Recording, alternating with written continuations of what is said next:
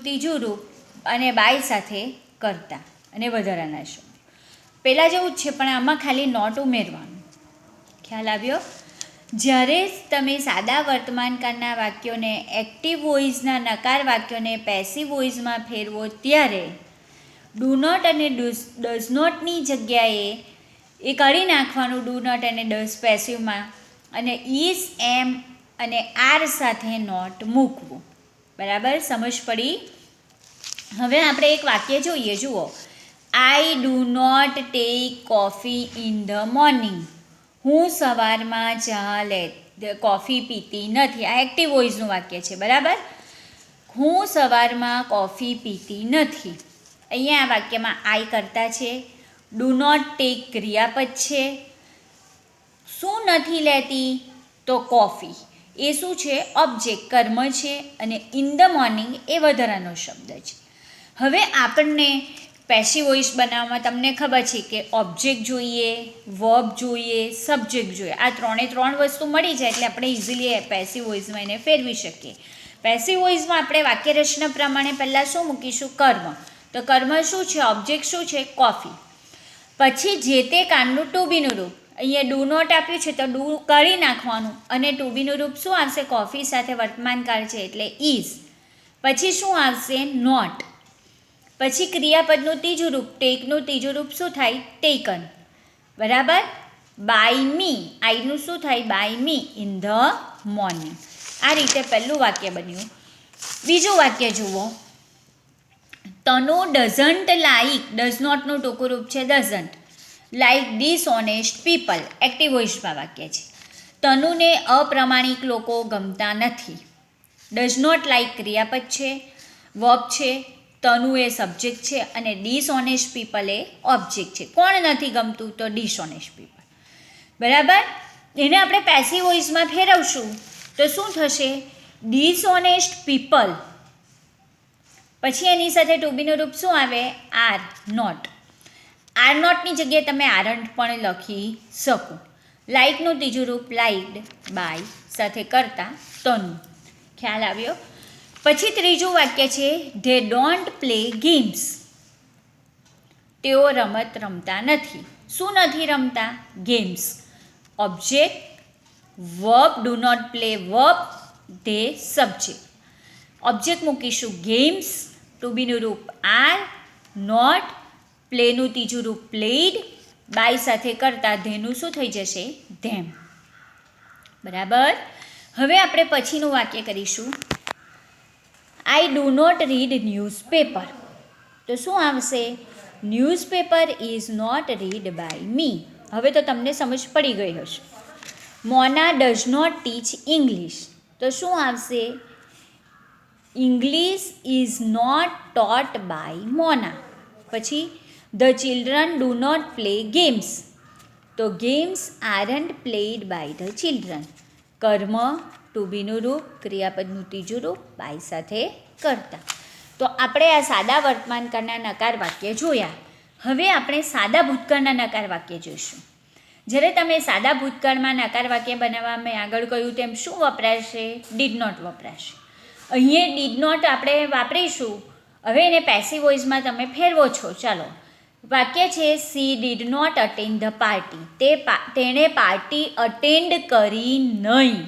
Attend કરી નહીં. શું નહીં અટેન્ડ કર્યું? પાર્ટી. એટલે ઓબ્જેક્ટ શું બનશે? પાર્ટી. ક્રિયાપદ શું છે? વર્બ. ડીડ નોટ અટેન્ડ આખું વર્બ છે અને સી એ શું છે? સબ્જેક્ટ. બરાબર? અહીંયા શું આવશે? ધ પાર્ટી ઓબ્જેક્ટ આવશે. પછી આપણે જોયું કે પહેલાંમાં આપણે ડુ અને ડઝ કાઢીને ટુ બીનું રૂપ વોઝ અને વેર મૂકતા, એમ ઇઝ આર મૂકતા હતા. આ ભૂતકાળ છે. ભૂતકાળમાં ટુ બીનું રૂપ શું આવશે? વોઝ અને વેર. તો અહીંયા પાર્ટી એક વચન છે એટલે આપણે શું મૂકીશું? Was not. વોઝ નોટનું ટૂંકું રૂપ શું છે? વોઝન્ટ. અટેન્ડેડ ત્રીજું રૂપ બાય હર, સીનું. બરાબર? પછીનું વાક્ય we didn't sell our old TV. અમે અમારું ઓલ્ડ ટીવી, જૂનું ટીવી વેચીશું નહીં. શું નહીં વેચીશું? Our old TV. Object, didn't sell verb અને વી એ સબ્જેક્ટ. ઓબ્જેક્ટ મૂકીશું our old TV, wasn't, sold by us. સેલનું થર્ડ ફોર્મ થશે sold. They didn't play games. તેઓ રમત રમ્યા નહીં. તેઓ શું નહીં રમ્યા? Games object, didn't play verb, they subject. અહીંયા આવશે ગેમ્સ, વેરન્ટ. ગેમ્સ બહુવચન છે એટલે વોઝ નોટ નહીં લખવાનું, પણ શું લખવાનું? Were not. એટલે વેરન્ટ. પ્લેડ ત્રીજું રૂપ બાય ધેમ, ધેનું બાય ધેમ. બરાબર, સમજ પડી. પછી classroom didn't buy Charmi didn't buy a new slate. Charmi નવી સ્લેટ ખરીદશે નહીં. શું નહીં ખરીદશે? A new slate. વોઝન્ટ બાયનું third form bought by Charmi. ખ્યાલ આવ્યો? તો આ સાદા ભૂતકાળના નકાર વાક્યો આપણે જોયા. હવે આપણે સાદા ભવિષ્યકાળના નકાર વાક્ય જોઈશું. તો પહેલું વાક્ય છે, આપણને ખબર છે કે સાદા ભવિષ્યકાળમાં આપણે વિલ નોટ અને શેલ નોટનો ઉપયોગ કરીશું નકાર વાક્ય બનાવવા. બરાબર. આઈ અને વી સાથે સેલ આવશે, બાકી બધા સાથે વિલ. પણ આપણે આઈ અને વી સાથે વિલ પણ મૂકી શકીએ. પહેલું વાક્ય છે, I shall not teach you a new topic tomorrow. I shall not teach you a new topic tomorrow.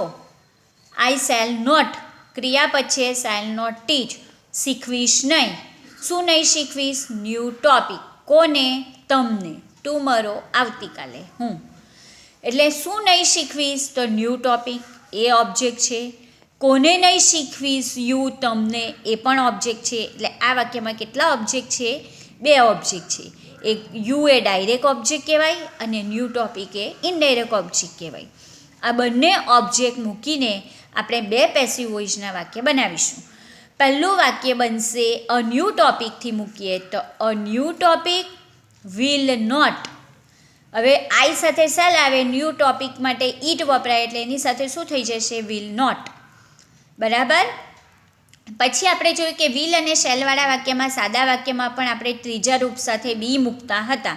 તો આમાં પણ આપણે ત્રીજું રૂપ છે ટીચનું ટોટ, એની સાથે આપણે શું મૂકીશું? બી. By me tomorrow. બરાબર. અહીં આપણે ટુ યુ મૂકવું પડશે. Taught to you by me tomorrow. હવે આપણે યુ મૂકીને કરીએ તો યુ સાથે will not be taught a new topic by me tomorrow. ખ્યાલ આવ્યો? બીજું વાક્ય, she will not eat an apple. તેણી સફરજન ખાશે નહીં. વિલ નોટ ઈટ ક્રિયાપદ છે ભવિષ્યકાળનું. એન એપલ શું નહીં ખાશે? તો સફરજન ઓબ્જેક્ટ છે, કર્મ, આ વર્બ, અને શી એ શું છે? શું છે? સબ્જેક્ટ. એટલે આપણે ઓબ્જેક્ટ શું મૂકીશું? An apple. વિલ નોટનું ટૂંકું રૂપ તમે વિલ નોટ પણ મૂકી શકો, અથવા એની જગ્યાનું ટૂંકું રૂપ વોન્ટ પણ મૂકી શકો. બી ઈટન ત્રીજું રૂપ બાય હર. બરાબર. My father will not buy a new car. New car object, will not buy verb, અને my father subject. A new car won't be bought by my father. બરાબર. પછી છે they will not visit the Taj Mahal next week. Will not visit verb છે. શેની મુલાકાત નહીં લેશે? તો તાજમહલ ઓબ્જેક્ટ, નેક્સ્ટ વીક વધારાનો શબ્દ, અને ધે એ સબ્જેક્ટ. આપણે પહેલાં શું મૂકીશું? ઓબ્જેક્ટ. ધ તાજમહલ. વિલ નોટનું ટૂંકું રૂપ વોન્ટ. બી વિઝિટનું વિઝિટેડ બાય ધેમ, ધેનું by them, next week. Meena won't write a letter to her friend. Meena તેના મિત્રને પત્ર લખશે નહીં. Will not write, won't write verb છે. શું નહીં લખશે? A letter object, Meena subject. એટલે શું આવશે? A letter won't be written by Meena to her friend. The teacher won't tell a story. Want ટેલ કર્મ છે, વર્બ છે. અ સ્ટોરી એ ઓબ્જેક્ટ છે. વોન્ટ ટેલ એ ક્રિયાપદ છે, વર્બ. અ સ્ટોરી એ ઓબ્જેક્ટ છે, કર્મ, અને ધ ટીચર એ સબ્જેક્ટ. તો અહીંયા શું લખશું? અ સ્ટોરી વોન્ટ બી ટેલનું ત્રીજું રૂપ ટોલ્ડ બાય ધ ટીચર. બરાબર, સમજ પડી? તો મેં તમને આ વિડીયોમાં 3 કાળના નકાર વાક્યો સમજાવ્યા છે.